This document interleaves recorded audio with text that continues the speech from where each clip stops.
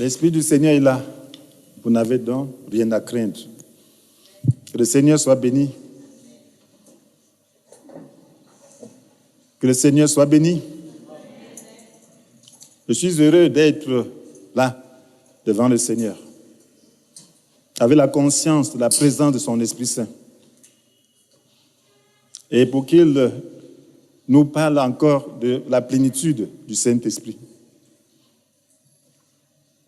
Je rends grâce à Dieu de me donner le privilège d'être utilisé pour pouvoir transmettre son message par le Saint-Esprit, qu'il m'utilise pleinement, de manière pure, de sorte que le dessein de Dieu soit atteint, son but soit atteint pour ce matin, qui est la transformation, qui est la communication de la foi nécessaire pour vivre dans ce monde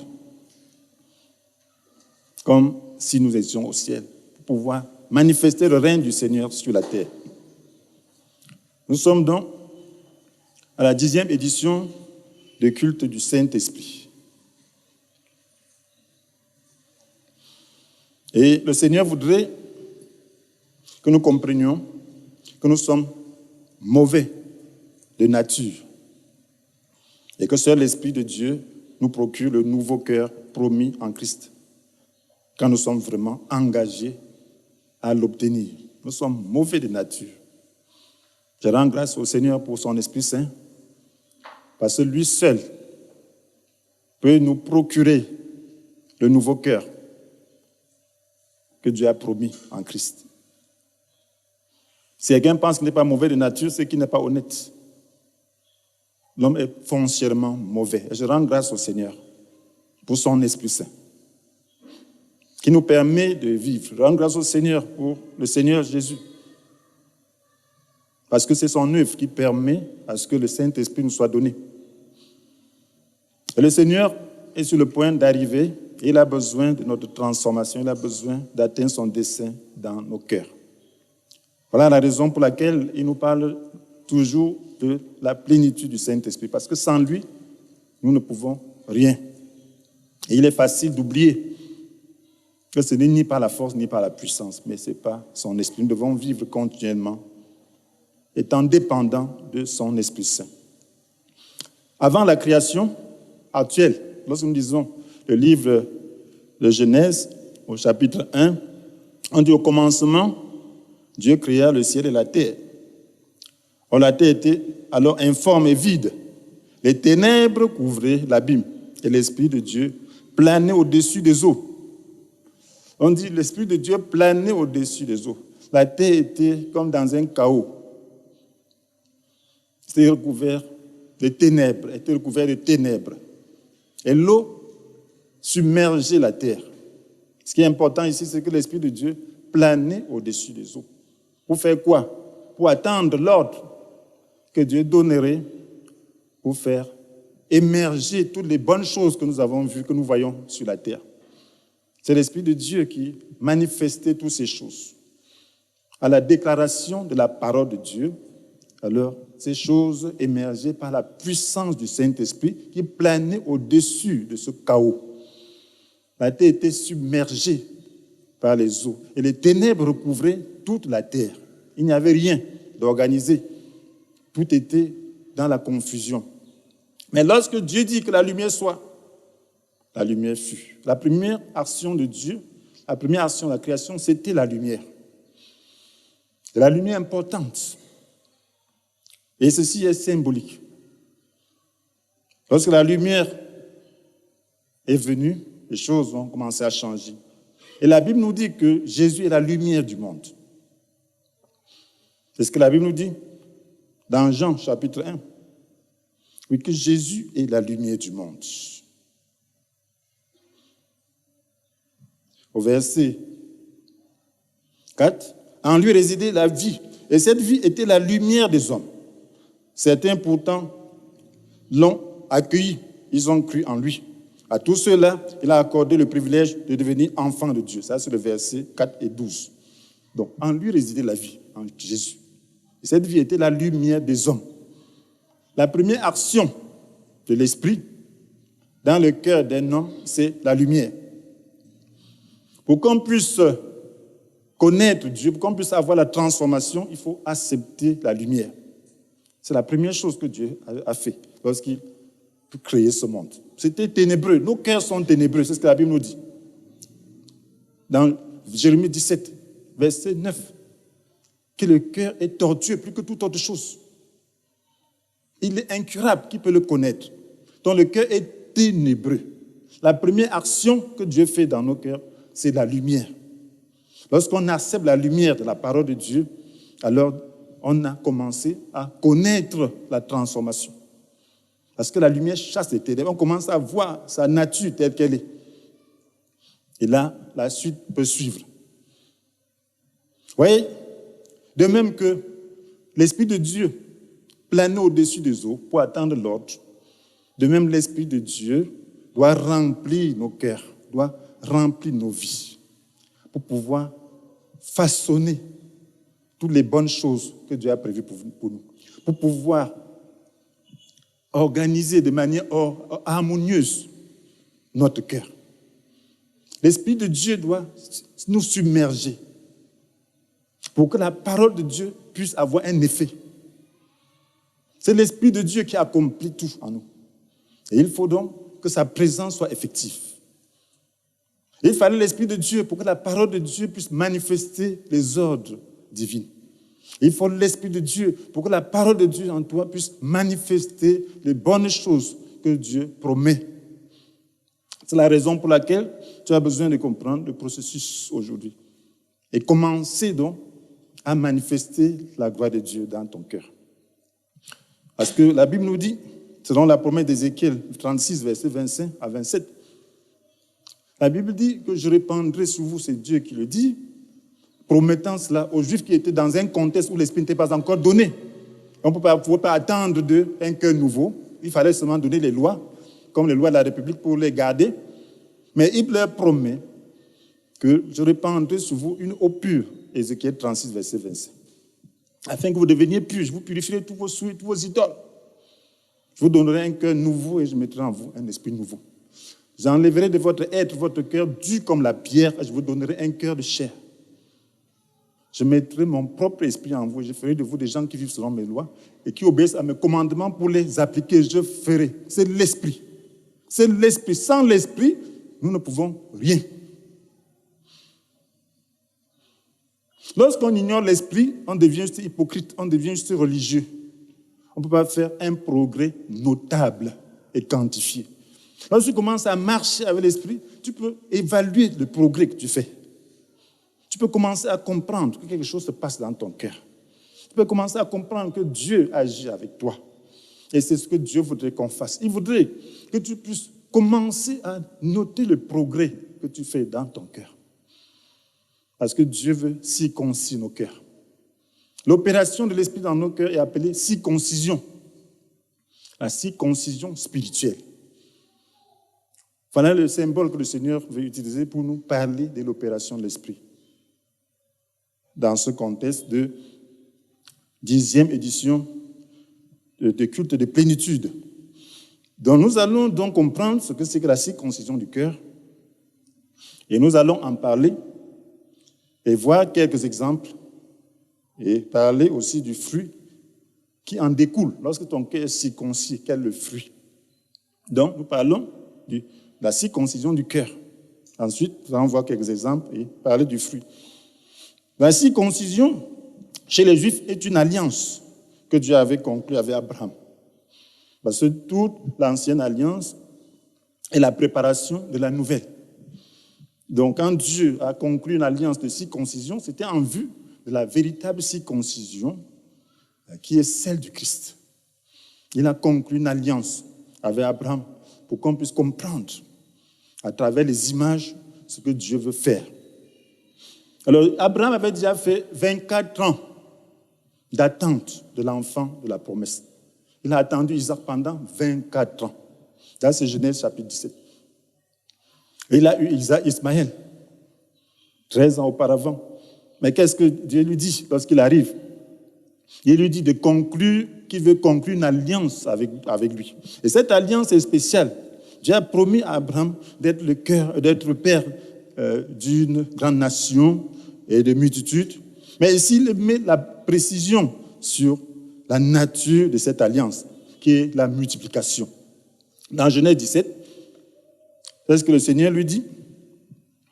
Au verset 2, il dit « Je suis le Dieu Tout-Puissant. Conduis ta vie sous mon regard et comporte-toi de manière irréprochable. Je conclurai une alliance avec toi et je multiplierai ta descendance à l'extrême. Je conclurai une alliance avec toi et je multiplierai ta descendance à l'extrême. » L'alliance de circoncision, c'est l'alliance de la multiplication.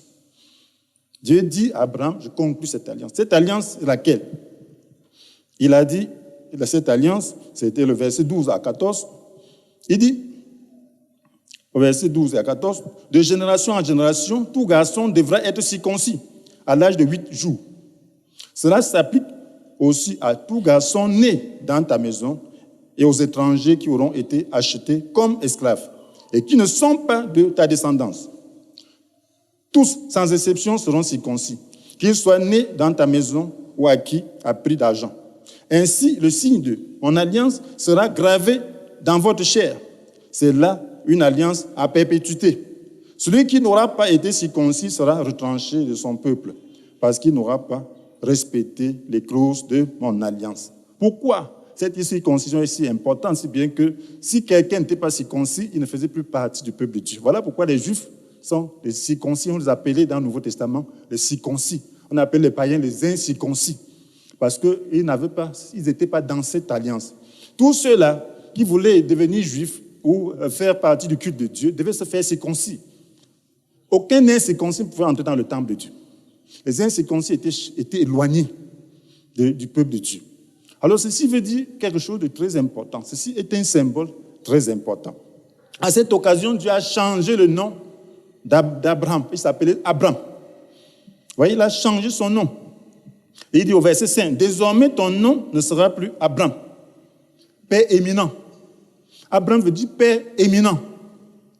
Mais Abraham, Père d'une multitude. Nous connaissons seulement Abraham, qui veut dire Père d'une multitude. Dieu change son nom parce que c'est une alliance de multiplication. C'est une alliance de multiplication à l'extrême. Et il faut la circoncision. Ceci est symbolique. Avant cela, très auparavant, parce que Abraham attendait impatiemment, Sarah lui a dit d'aller vers sa servante, ça se faisait à l'époque. Et puis, l'enfant qui naissait devait être donc l'enfant d'Abraham et de Sarah. C'est ce qui s'est passé avec Agar. Qu'est-ce que Abraham a fait? Il est allé vers sa servante et Ismaël est né. Mais Abraham est là, il se contente d'Ismaël. Dieu vient lui dire qu'il veut le multiplier à l'extrême. Lui pouvait se dire que ce n'est pas Ismaël. Mais Dieu dit non, ce n'est pas Ismaël. Ce n'est pas ta femme, Sarah, qui avait déjà 89 ans. Et Abraham avait déjà 99 ans. Il est dans l'alliance de la circoncision. Abraham pouvait se multiplier, il a commencé à se multiplier avec Ismaël. Mais ce n'est pas ça, ce n'était pas la multiplication selon le dessein de Dieu. C'était la multiplication charnelle. Il était un père éminent. Il était important. Mais il fallait se circoncire pour être le père d'une multitude. D'une multitude. Ceci est un symbole pour nous. Cela veut dire que la circoncision est très importante. Ce que nous pouvons faire sans être circoncis peut nous donner de l'importance. On peut être important si on n'est pas circoncis. Au nom du Seigneur, on peut faire beaucoup de choses. Mais la circoncision est importante. C'est lorsqu'on est circoncis qu'on peut maintenant faire de la multiplication selon le dessein de Dieu. Dans l'état charnel, on peut se multiplier, on peut faire beaucoup de choses. Mais ce ne sera pas des enfants de la promesse. Ce ne sera pas Isaac. Tu n'auras pas Isaac. Tu auras des Ismaël. Mais pour avoir l'enfant de la promesse, c'est-à-dire Isaac, il faut la circoncision.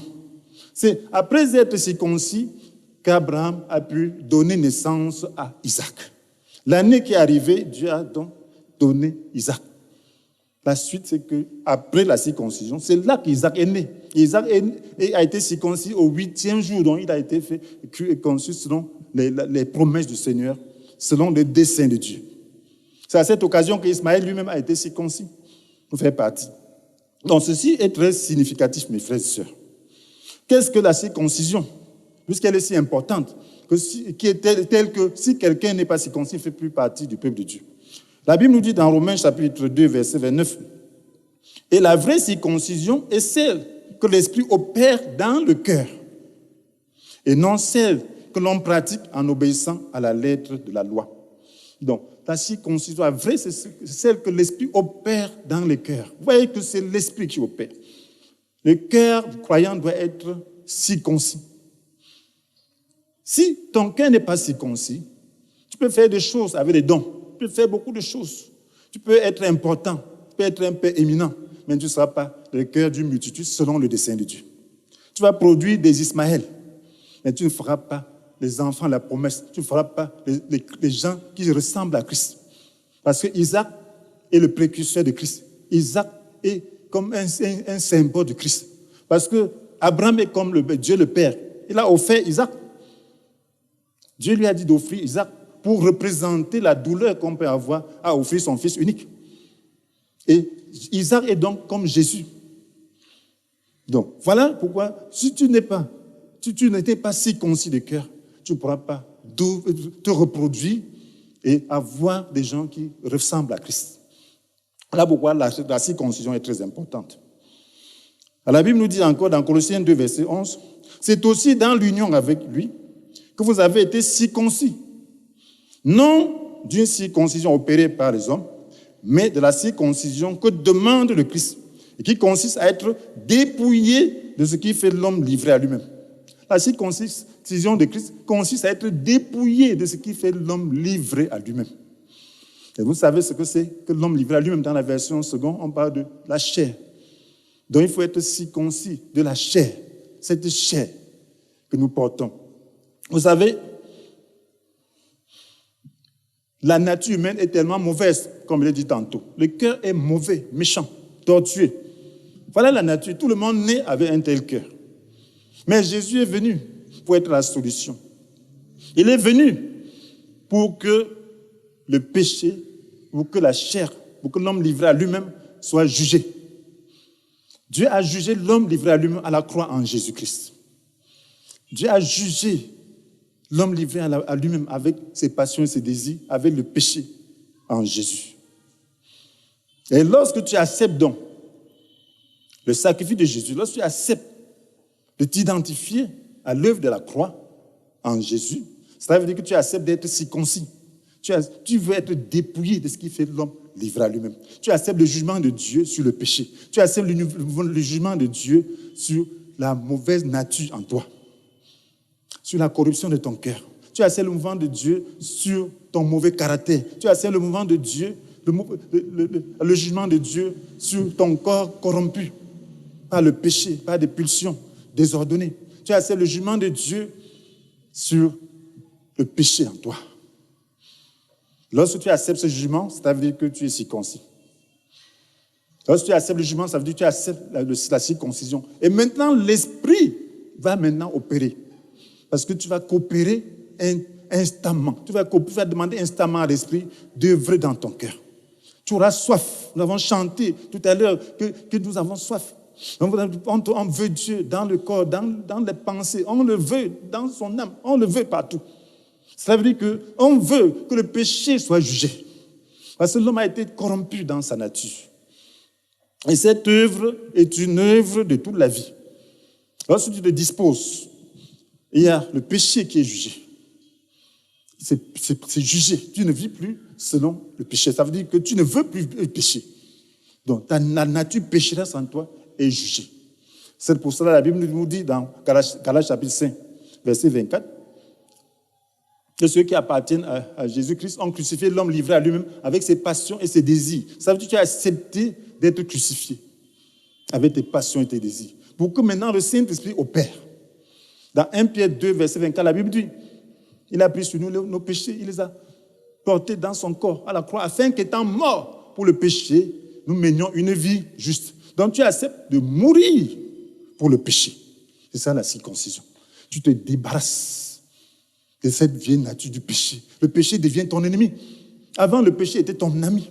Mais maintenant, tu veux te débarrasser du péché. Maintenant, tu veux changer même de caractère. Maintenant, tu ne veux plus, tu ne peux plus pécher. Ce qui est en ton pouvoir, tu ne veux plus poser des actes de péché sciemment. Et en ce temps-là, maintenant, tu pries pour pouvoir te sanctifier. La Bible nous dit dans Éphésiens chapitre 4, verset 22, que cela consiste à vous débarrasser de l'homme que vous étiez autrefois et que le désir trompeur mène à la ruine. À vous débarrasser Cela consiste à vous débarrasser de votre ancienne manière de vivre, celle de l'homme que vous étiez autrefois et que le désir trompeur mène à la ruine. À être renouvelé par le changement de ce qui oriente vos pensées. Et à vous revêtir de l'homme nouveau, créé conformément à la pensée de Dieu pour mener la vie juste et sainte que produit la vérité. Donc il faut se débarrasser de l'ancienne manière de vivre, que le désir trompeur mène à la ruine. C'est la circoncision. On se débarrasse de l'ancienne manière de vivre. Et on se revêt de l'homme nouveau. Il faut un changement de ce qui oriente les pensées. Donc, vos pensées doivent changer. Donc, l'opération doit se faire même dans les pensées. L'opération doit se faire même dans les sentiments, dans la nature humaine. Tout ce qui est entaché d'égoïsme doit être séparé. Nous devons être séparés de notre égoïsme. Donc, c'est pour cela que je dis que ça commence lorsque tu te disposes, mais c'est une opération qui va durer toute la vie. Parce que notre ego est toujours là. Il faudra toujours discerner dans nos sentiments. Qu'est-ce qui est égoïste? Et crucifier les passions égocentriques pour laisser émerger ce qui est pur. Et nous allons voir ça avec des exemples, et vous allez bien comprendre ce que nous sommes en train de faire. Dieu utilise les circonstances comme moyen de grâce pour nous circoncire et détacher nos cœurs de tout ce qui rivalise son amour en nous. Vous voyez, il y a des choses qui rivalisent son amour. Dieu veut qu'on le serve, qu'on l'aime de tout son cœur, de toute son âme et de toute sa pensée. Mais ce n'est pas possible. Il y a des choses qui rivalisent son amour en nous. Et pour cela, comme nous sommes difficiles, nous avons une nature belle et nous sommes bien disposés. Quelquefois, pour accepter le jugement de Dieu sur notre ego n'est pas facile. Sur nos sentiments, ce n'est pas facile. Et là, Dieu utilise donc les moyens de grâce, les circonstances pour nous briser, pour qu'on puisse céder. Oui, lorsque tu veux taper un enfant et Dieu, si tu fais comment? Il est plus fort que toi. Tu tiens sa main là, il sent même que ça peut se casser. Quand je tiens sa main là comme ça, il sent qu'il y a la force. Donc il n'a même pas besoin de faire encore la force. Donc je fais ce que je veux faire. Si je veux le fesser, je le touche là, je fesse bien. Alors Dieu fait la même chose. Tu veux faire le bras de fer avec Dieu, il te tient. Il te renverse, il te fouette. Il te corrige. Après, quand tu vois ces choses-là, tu commences à céder. Tu commences à marcher. Que non, l'affaire là, il ne faut pas passer par là. C'est ce que Dieu fait avec nous, pour nous séparer. Nous voyons quelques exemples avec les hommes de Dieu. Tout le monde. Parce que la chair est corrompue. Nos sentiments sont corrompus. Et il faut les séparer du mal. Parce que Dieu est souverainement saint. Il nous aime, mais il est très saint. Et il faut donc être séparé du péché. Vous voyez, avec Abraham, dans Genèse chapitre 13, nous voyons dans Genèse chapitre 12, Dieu appelle Abraham à quitter son pays, sa famille, la maison de son père. Mais qu'est-ce qu'il fait? Il va avec l'autre. Mais dans Genèse 13, Dieu ne sait pas comment faire pour le séparer de l'autre, parce que la promesse n'était pas avec l'autre. C'était avec Abraham. C'était même pas avec Ismaël, c'était avec Abraham. Et Isaac, et tout. Qu'est-ce qu'il faut faire pour séparer Abraham de l'autre? Il permet qu'il y ait des problèmes, des disputes entre les bergers de l'autre et les bergers d'Abraham. Abraham dit non, je suis un homme bien. Ce n'est pas bien qu'il y ait des querelles entre nous. Ça, c'est Genèse 13, verset 5 à 11. Il faut maintenant qu'on se sépare. Ils étaient obligés de se séparer. C'est quand ils se séparent que Dieu lui montre maintenant l'étendue du pays qu'il va lui donner. Il lui montre les limites de ce pays. Tant qu'il était avec l'autre, il ne pouvait pas lui montrer. Et qu'est-ce qu'il fait encore? Dieu circoncit son cœur de son fils unique, Isaac. Vous voyez, il a fait 25 ans pour avoir Isaac. Il devait être un enfant chéri. Il ne faut pas que quelque chose le touche. Mais qu'est-ce que Dieu fait? Il dit, va me l'offrir en sacrifice. C'est une montagne qu'il veut te montrer. Imaginez-vous, un enfant, vous avez attendu 25 ans, il devient adolescent, Dieu dit, offre-le-moi en holocauste. Jamais entendu, Dieu n'a jamais demandé ça. Mais comme il marchait avec Dieu, il est allé pour offrir. Isaac était déjà mort dans son cœur. Dieu ne l'arrête pas quand chose arrive au pied de la montagne. Non, il attend. Jusqu'à ce qu'il fait l'autel et tout, il met le bois, il dresse, il ligote l'enfant, il le place là. Il tire dans le couteau. C'est là que Dieu dit arrête. Et c'est maintenant que tu me réveilles. Tu ne m'as pas refusé ton unique. Donc Dieu a circoncis son cœur. Vous imaginez quand il tire le couteau là, il voit encore Isaac vivant. Il n'était plus vivant. Alors c'est là que son cœur était séparé. Ce n'était plus l'enfant d'Abraham, c'était l'enfant de Dieu. C'était l'enfant de la résurrection. Quand tu le regardais, il voyait plutôt que voilà quelqu'un qui est ressuscité des morts. Au Genèse 21, il avait déjà séparé d'Ismaël. Ismaël était déjà séparé depuis quand il a offert Isaac. Il pouvait encore se contenter d'Ismaël. Que bon, j'ai offert Isaac, Isaac reste. Non, Dieu a d'abord chassé Ismaël depuis le sévrage d'Isaac. Il restait le fils unique. Ce n'était pas facile. Il a fait. Amen. Voilà maintenant Isaac, mes frères et sœurs. Dieu a circoncis aussi le cœur d'Isaac. Comment? Isaac, c'était un homme, il aimait le gibier. Ésaü était l'aîné, ils étaient des jumeaux avec Jacob. Ésaü est sorti le premier.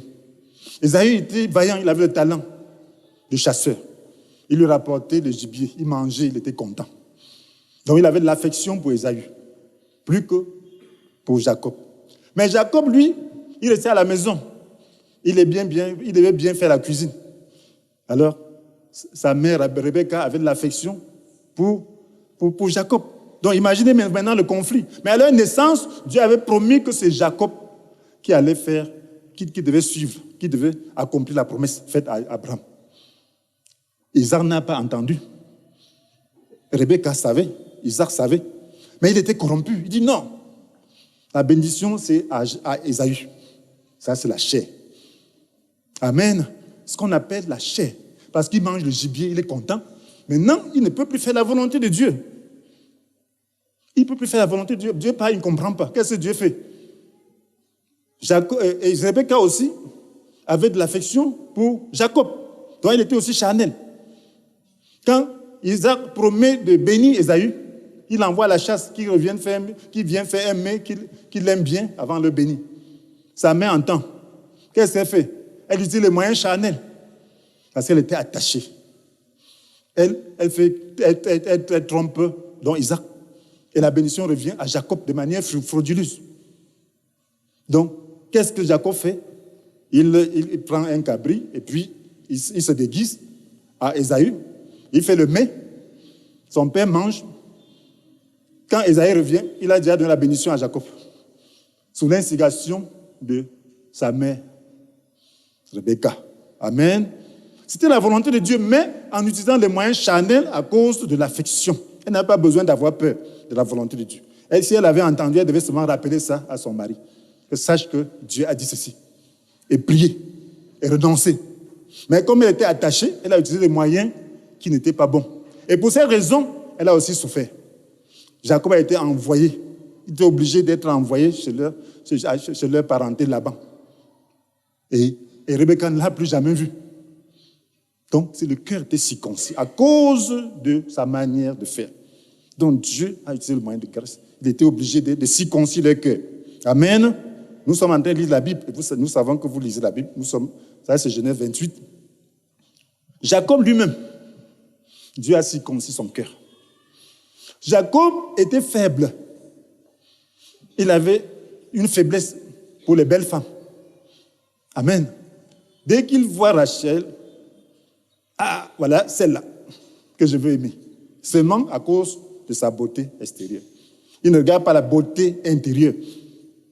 Maintenant, il découvre dans cette coutume, son oncle, dès on demande pour quelle sa récompense, il dit qu'il veut traverser 7 ans pour avoir Rachel. Parce qu'il avait déjà l'affection pour Rachel. Il élève la dot. Je crois que si c'était Léa, il aurait peut-être donné 1 an. Amen. Il Il aurait donné 1 an pour Léa, pour la dot de Léa. Mais comme c'est Rachel, il a 17 ans de travail. Donc, comme il a fait, on dit que les années sont passées comme si de rien n'était. Et au bout de ça, au bout du compte, c'est Léa qu'on lui donne, il n'est pas au courant. Après, il se rend compte que c'est Léa. Il dit, mais qu'est-ce que vous avez fait? Vous m'avez trompé. On dit que non, notre coutume, ce n'est pas comme ça. On ne donne pas la petite soeur avant l'aînée. Tu vas aller prendre toutes. Donc, puis la semaine de celle-ci, après, on te donne Rachel que tu aimes. Tu vas travailler encore 7 autres années pour avoir Rachel. Mais il commençait déjà à vivre avec Rachel. Il n'a pas compris le plan de Dieu. Il aurait pu dire que non, si c'est comme ça, ça va. Quelquefois, nous ne sommes pas attentifs à la méthode que Dieu utilise. Dieu connaissait Rachel, son cœur. Elle n'était pas le genre que Dieu voulait. La preuve, dans le foyer, Dieu a voulu, Dieu le connaissant, l'a mise en seconde position. Elle n'était pas donc l'épouse principale. Elle était la seconde épouse. Mais qu'est-ce qu'elle faisait? Elle dominait le foyer. C'est elle qui dictait ce qui devait se faire. Elle a lésé sa sœur aînée, Léa, dans le foyer. C'est elle qui prenait son mari. C'est elle qui dictait tout ce qui devait se faire. Et pour ces raisons, Dieu l'a rendue stérile pour qu'elle n'ait pas d'enfants. C'est Léa qui a eu des enfants. Et comme elle a trop souffert, à un moment donné, Dieu libère un peu, décèle. Et quand Dieu décèle et tout, elle a pu donner 2 enfants. Malgré ça, elle n'a pas changé. Et le cœur de Jacob n'a pas changé vis-à-vis d'elle. Jacob était toujours attaché. Et comme elle était idolâtre, elle a volé les idoles de son père lorsqu'il devait se séparer. Et Jacob a prononcé la malédiction sur le voleur sans savoir que c'était Rachel. Et elle est morte prématurément en donnant seulement 2 enfants, Joseph et Benjamin. Maintenant, voilà, tout ce qui est Rachel, Jacob est attaché. Jacob est attaché à Joseph à cause de Rachel et à Benjamin. Et puis, ses frères sont jaloux, on le vend. Et puis, on lui dit qu'il est mort. Et il a passé tout le temps à faire un deuil interminable. Voilà qu'il y a famine, on envoie les gens chercher la nourriture en Égypte. C'est Joseph qui est premier ministre. Ses frères ne savent pas. Après, il demande Benjamin. Il retient l'un de leurs frères. Il veut Benjamin. Le père dit non. Joseph n'est plus. Benjamin voulait aussi qu'il a un voyage. Si quelque chose lui arrive, donc vraiment, je veux mourir avant le temps. Donc on cherche pourquoi c'est Benjamin là. Pourquoi c'est Benjamin? Pourquoi que je perds mes 2 enfants? La famine sévit. Il n'y a plus moyen. Donc il faut faire mourir toute la famille à cause de Benjamin, des risques Benjamin pour courir. Finalement, qu'est-ce qu'il a fait? Il a cédé. Il a circoncis son cœur vis-à-vis de Benjamin. Il a dit, bon, s'il lui arrive quelque chose, que Dieu soit lui. Mais que Dieu le protège. Il a circoncis. Il a pris Benjamin comme si quelque chose pouvait aussi lui arriver, il renoncerait. Comme il a renoncé à Rachel, il a renoncé à Joseph. Mais c'est quand il renonce qu'il se rend compte que Joseph était le premier ministre. Et que Benjamin, que Joseph qui pensait avoir perdu, était le premier ministre. Et c'est lui donc qui les a aidés à vivre et à devenir importants. Le reste de sa vie, de 17 années, était une vie de gloire et de consolation. Parce qu'il a accepté la circoncision totale. Amen. Si nous n'acceptons pas la circoncision totale, nous allons toujours lutter avec Dieu. Donc nous devons coopérer activement avec l'Esprit de Dieu pour que nos cœurs soient circoncis. Dieu ne veut pas nous séparer des nôtres, mais il veut séparer des mauvais sentiments qui rivalisent son amour dans nos cœurs. Donc nous devons donc coopérer, c'est ça le problème. Donc le fruit de la circoncision, c'est quoi? C'est alors que tu es circoncis, que tu portes le fruit. Le fruit, c'est Galates chapitre 5, verset 22. Le fruit de l'esprit, c'est quoi? C'est l'amour. L'amour devient réel. La paix, la joie, la patience, la fidélité, l'amabilité, la bonté, la douceur, la maîtrise de soi. Voilà ce que l'Esprit veut faire en nous. Galates chapitre 5, verset 22. Si nous le laissons nous remplir, nous devons coopérer avec l'Esprit pour qu'il puisse nous remplir. Nous devons déclarer ces bonnes choses. Vous savez, la terre était recouverte de ténèbres et lorsque la lumière est venue, Dieu déclarait simplement les choses pour que ça se passe sur la terre. Vous voyez ce qui s'est passé dans Genèse chapitre 1, verset 11. La Bible dit que la terre se recouvre de verdure, d'herbes portant sa semence et d'arbres fruitiers, produisant du fruit selon leur sorte, portant chacun sa semence, partout sur la terre, et ce fut ainsi. Donc, quand Dieu déclarait, ça se passait. Maintenant, si tu dois rechercher l'onction de l'Esprit et rechercher la présence de Dieu et déclarer ces bons fruits dans ta vie, déclare l'amour dans ta vie, déclare la patience dans ta vie, déclare la joie dans ta vie, déclare la fidélité dans ta vie, déclare la bonté dans ta vie, déclare l'amabilité dans ta vie, déclare la douceur dans ta vie, déclare la maîtrise de soi dans ta vie. Lorsque tu recherches Dieu, tu es dans sa présence, le matin, déclare ces choses dans ta vie. Parce que tu acceptes sa présence. Tu dis, Saint-Esprit, remplis-moi. Maintenant, déclare que tu es plein d'amour. Déclare que tu es rempli de joie. Déclare que tu es fidèle. Déclare que tu es patient. Déclare que tu es aimable. Déclare que tu es bon. Déclare que tu es doux. Déclare que tu te maîtrises. Le Saint-Esprit va faire ça pour toi lorsque tu le fais avec foi. Parce que la Bible dit, si quelqu'un déclare à cette montagne, à cette colline, déplace-toi d'ici là et jette-toi dans la mer, sans douter dans son cœur, mais en croyant que ce qu'il dit va se réaliser, la chose s'accomplira pour lui. Est-ce que tu veux vraiment ces choses dans ton cœur? Si tu les veux, déclare avec foi pour être transformé, pour avoir ses fruits. Refuse ce que le diable a semé. Refuse la vie du diable. Tu n'appartiens plus au diable. Mais tu as besoin de ta coopération pour pouvoir accomplir. La Bible nous dit dans Romains chapitre 10, verset 8, que la parole de Dieu est tout près de toi. Elle est dans ta bouche, elle est dans ton cœur. Cette parole, c'est celle de la foi, c'est celle que nous prêchons.